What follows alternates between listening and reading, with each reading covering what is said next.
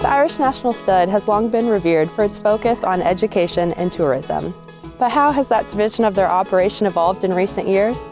Cathal Beale tells us more. Tourism at the National Stud, it was sort of a byproduct, really, like that we had a Japanese garden, and 40, 50 years ago, people used to hop over the wall to see it.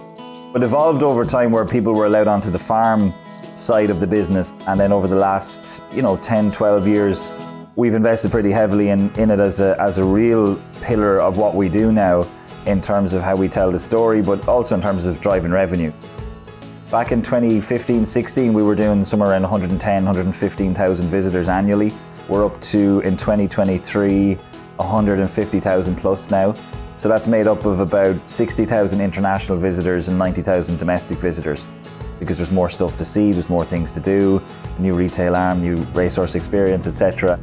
It's taken 20, 25 years of tweaking it, of working out how to do it, to get to the stage where today we're up there in terms of the top 20 visitor attractions in the country.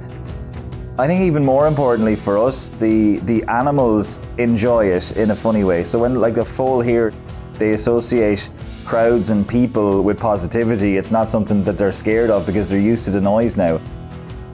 Our strategic plan really is that tourism, as a pillar of what we're doing, should get itself to 33-40% of the entire business.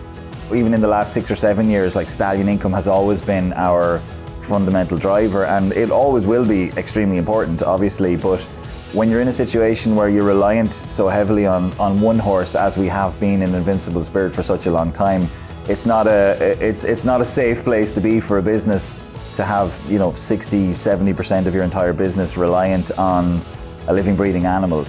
We've that sort of 20-year gap of where we haven't been able to find a new stallion to take over from Invincible Spirit, and hopefully we're getting close to finding him in Phoenix to Spain. Like, he's had a super year, and I think everybody knows and agrees that they're all going to be even better as 3-year-olds. On to cover his biggest book of mares actually this year, so it's really testament to how the market has reacted to him. So let's hope the market is right.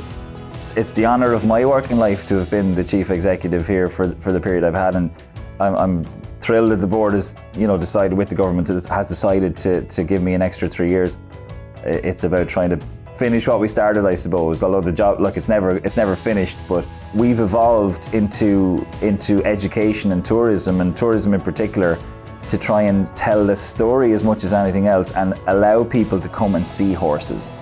So we're talking about the social license of our sport, and it's something that we're all passionate about. The way to, I think, move the dial on that is to get people in front of horses. They're a bigger star than any of us people can be, or advocates that we can be for the sport.